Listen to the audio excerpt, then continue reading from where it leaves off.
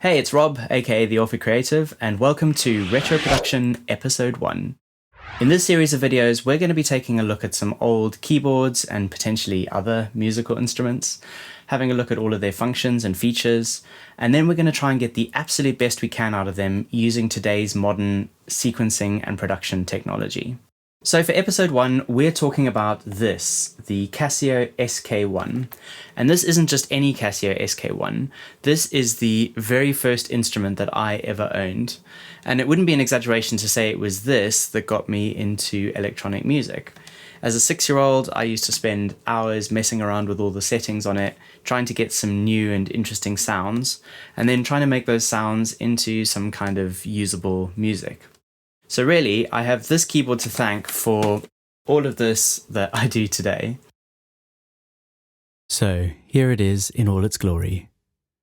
This poor little thing has endured more than any musical instrument should ever be expected to during its lifetime. It's been dropped, it's had liquid spilt on it, it's been defaced with stickers, and it's even been burnt with a soldering iron. I have no idea how. First, it endured half a decade of being thrown around as a kid's toy, sampling fart noises, and even being taken to boarding school with me. Then another decade as part of my first music setup as a teenager, and then it endured another 2 decades of being in storage with occasional bursts of life whenever the fancy took me. And believe it or not, it still works. Perfectly. I would challenge any modern electronic equipment to withstand all of that. So I think it deserves a bit of love.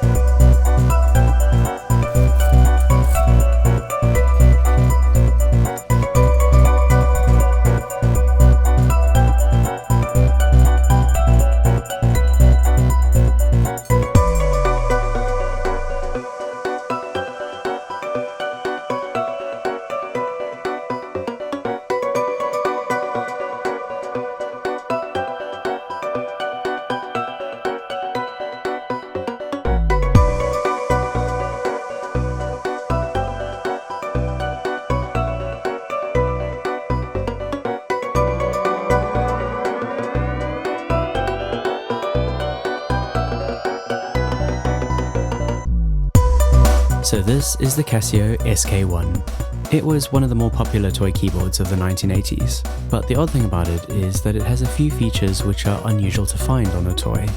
Not only does it have one of the first truly affordable samplers, even if it is grainy 8-bit 9.3 kHz sound quality, but also an additive synthesizer, adjustable ADSR envelopes for all sounds, portamento, vibrato, and even a multi-track sequencer, all packed into a device which cost less than £100. So, let's take a look at what it can do. The SK-1 has 8 preset sounds. These use the same PCM processor as the sampler, which means that they're actually quite realistic for the day, if a little muffled. Piano is the default.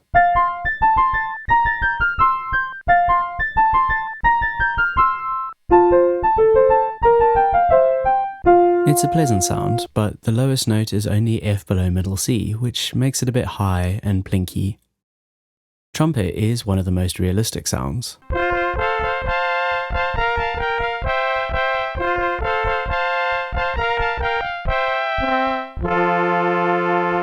Human voice has a ghostly, ethereal nature to it.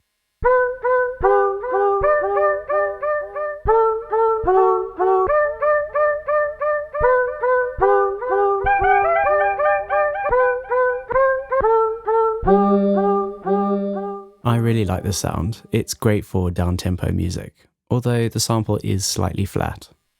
This is pipe organ.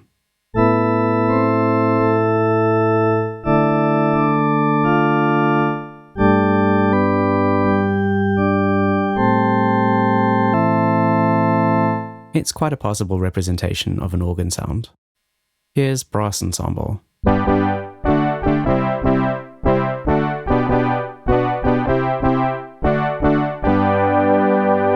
Classic 80s.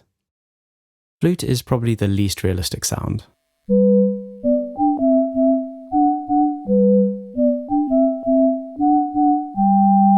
Still quite pleasant though. Synth drums is the only percussive sound.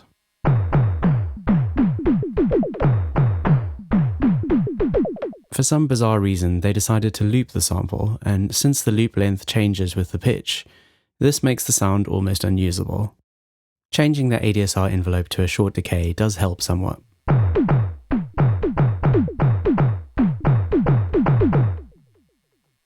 Here's jazz organ.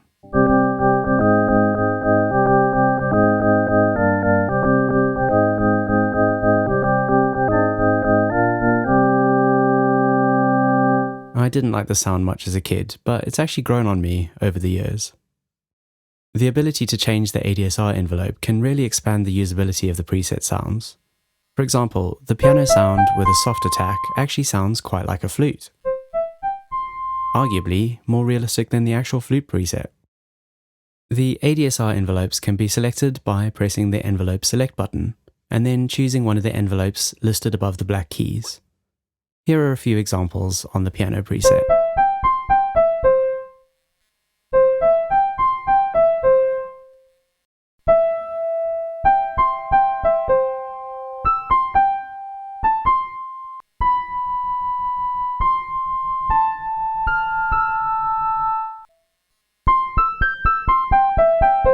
Portamento slides between the notes. You can get some interesting effects this way.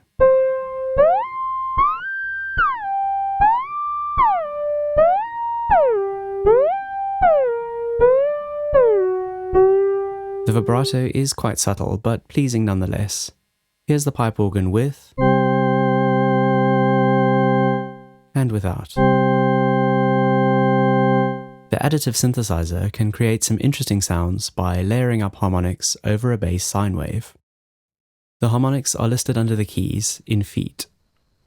To create a sound, press the synthesizing button. By pressing the corresponding keys, you can add harmonics. The more times you press the key, the louder the harmonic will sound.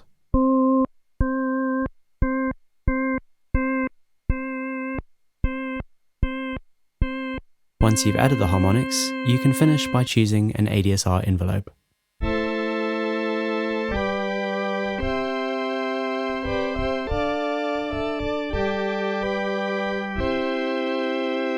The manual lists a bunch of additional sounds you can create using additive synthesis. Here's the electric piano sound.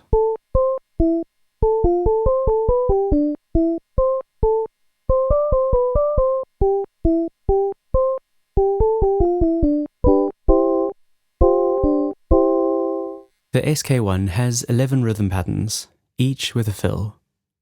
The sounds are all created using a combination of square waves and noise. Here's the disco rhythm.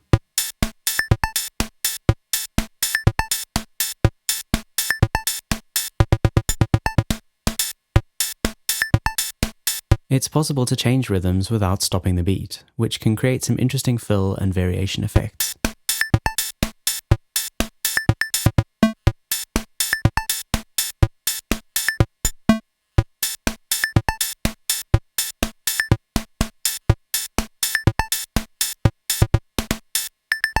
And now, the SK-1's most defining feature, the sampler. There's a built-in microphone, but you can get much cleaner samples by using an external mic. To start sampling, press the sample button.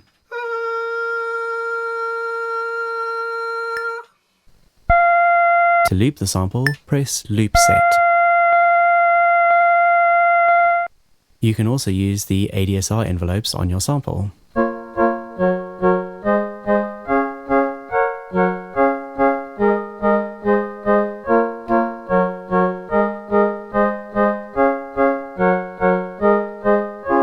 If you record a short sample, the keyboard will automatically trim the silence off the end. This means you can create some interesting rhythmic effects by looping short samples.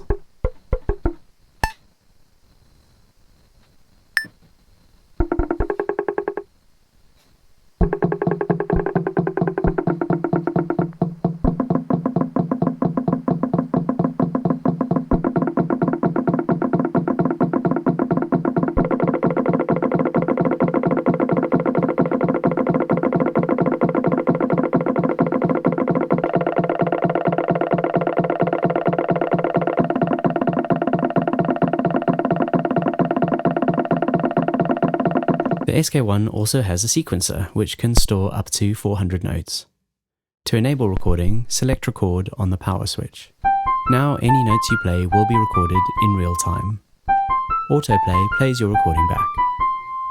You can add to your recording by continuing to play after the recording finishes. If you try to play over your recording, the notes will get added to the sequence, but the timing will get distorted.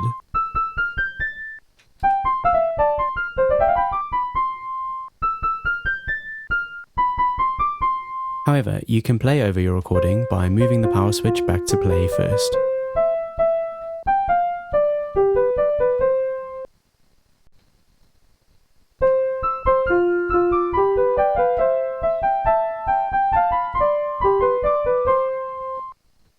One key play allows you to change the timing of the sequence notes. You can use it like a rudimentary quantize function. You can also use the delete button as you play to remove any notes you don't want.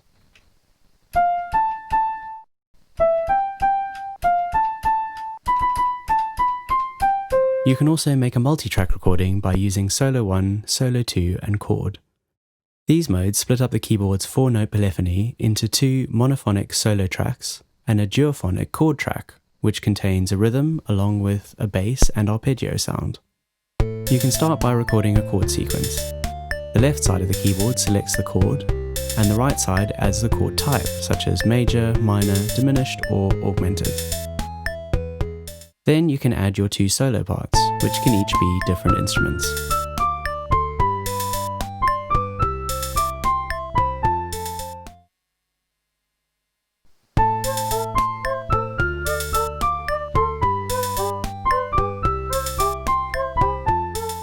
Finally, you can play your whole multi-track sequence using autoplay.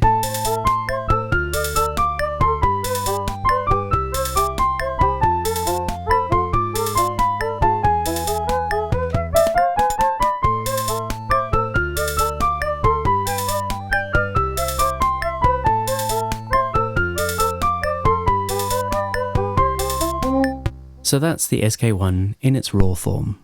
Now let's see what we can make using the sounds from the keyboard along with some modern processing technology. You might have realized that the track you heard earlier while I was cleaning up the keyboard was made in this way, using only sounds from the SK-1. So now let's do it again with the cameras rolling. Let's start with a rhythm. We can create a drum kit by recording all of the individual sounds from some of the SK-1's drum loops.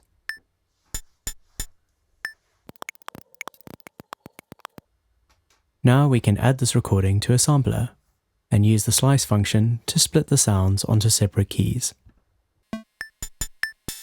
But the kick drum still sounds a bit flat. So let's spice it up a bit. When the keyboard is turned on or off, there's a pronounced thump from the amplifier. So let's sample that. Now let's create a drum rack and we can find a good kick sound to extract.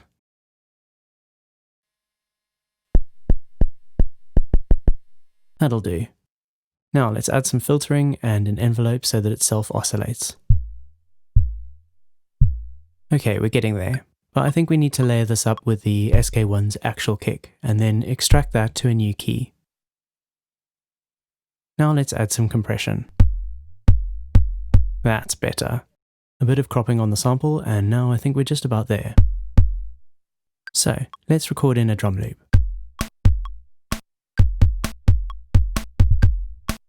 That'll do for now. We can refine it more later. Now we need a bass line. The SK-1's preset sounds are all quite high, and there's nothing that would really work well as a bass out of the box. But there is a bass sound. It's hidden in the chord accompaniment mode. The trick is finding a place where it's exposed on its own, without any other sounds layered over it. It took a bit of fiddling around, but eventually I managed to find a short segment of bass on its own.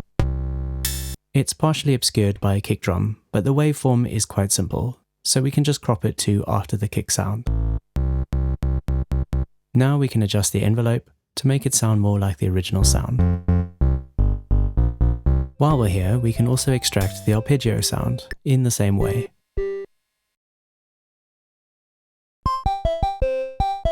So let's record a little loop with the bass line.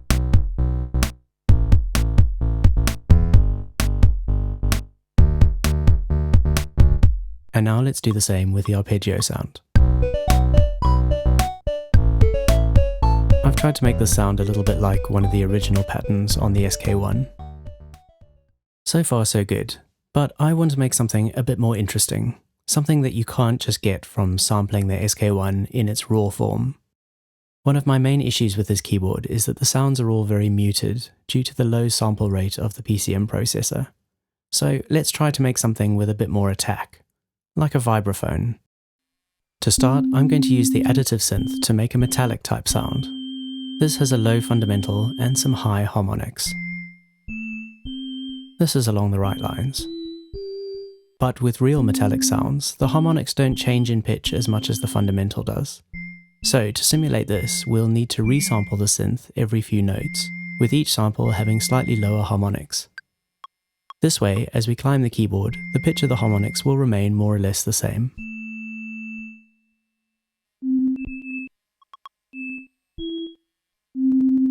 This will give us that classic metallic sound.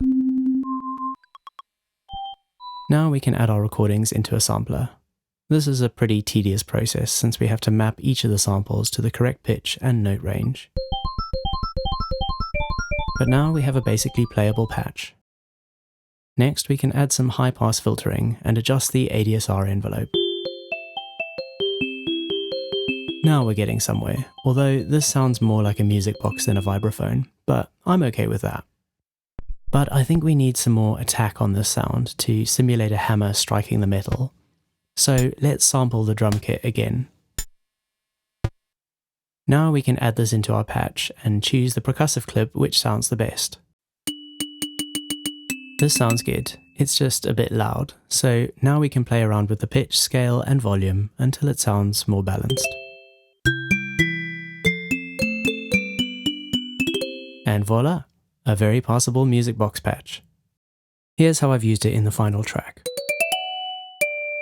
Here's the patch in its raw form, playing a short riff. First I added the MIDI chord function and used it to add octave notes above and below the original. This helps to fill the sound out a bit. Next I added a bit of chorus for extra fatness. This sounds good, but it's a bit thin in the mid-range, so I added an EQ to fix that. Next, some delay. Then I added the Portal plugin by Output. This adds a grain delay which can be warped and mangled on the fly.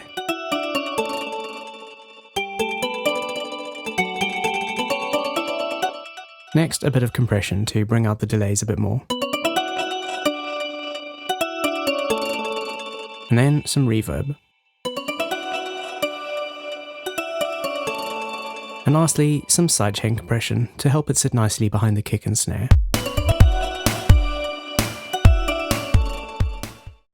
Okay, Let's try making another patch. This time I'm going to make a piano-based sound, but again with a bit more attack. Let's start by sampling the piano. I'm going to sample every second note so that we don't have to pitch the samples up or down too far, which would change the character of the sound.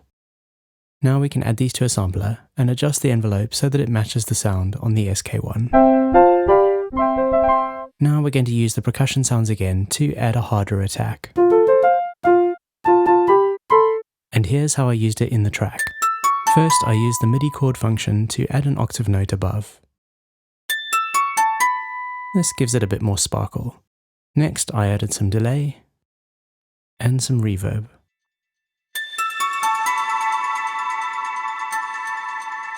How gloriously 80s is that? This is all great, but I think we need to add a little more grit. For the B section, I'm going to go for a harder EDM style. So let's start with a more grungy bass. The sampler's 8-bit quality is naturally quite crunchy, so I think this is a good place to start. First, I'm going to look for a good donor sound. Then I'll isolate a short single cycle of the waveform and sample it on the SK-1. Now I'll use the loop function to repeat the waveform continuously. Now let's add an envelope with a long decay. We can get some interesting phasing effects by repeating the note quickly. So let's record that.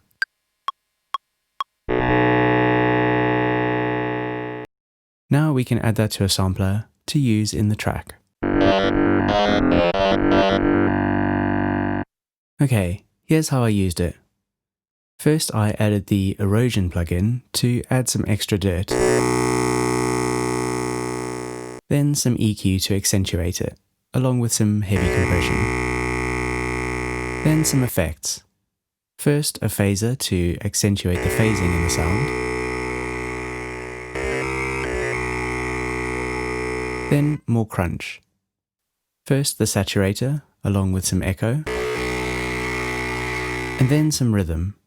Here I've used the auto filter with a square wave pattern on 1/16th rate.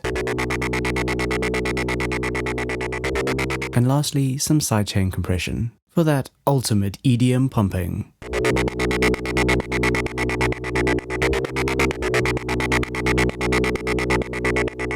Finally, we need some riser type effects to build the energy towards the end of the B section. A good place to start is the SK-1's portamento. First, let's make a sound using the additive synth, with plenty of harmonic overtones for added interest. Next, we'll set a soft attack envelope and remove the vibrato, which is added by default. Now, if we set the mode selector to solo 1, we can restrict the SK-1 to single voice polyphony. This will make the slide effect more pronounced as we move up the keys. Let's record that in.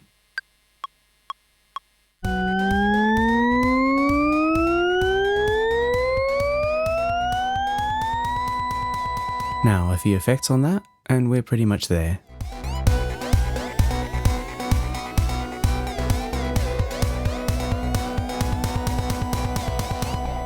Now let's add a noise sweep. For this, we need to start with some white noise. And the best way to achieve that on the SK-1 is with the sampler. I tried recording in some noise sounds using the microphone, but they weren't consistent enough. So instead, I've set up a software instrument in Live to generate pure white noise, and I'll sample that instead.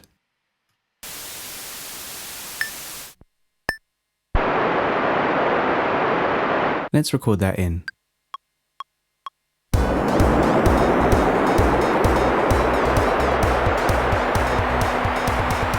Okay, this is a good start, but we need a bit more movement in this sound. So let's add a filter with some automation on the cutoff to get the noise to sweep up the frequency range.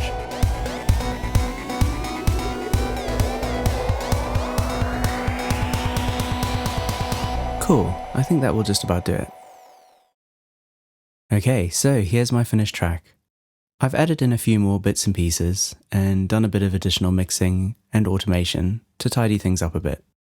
But everything you're about to hear originated directly from the SK-1. Enjoy, and I'll see you again soon.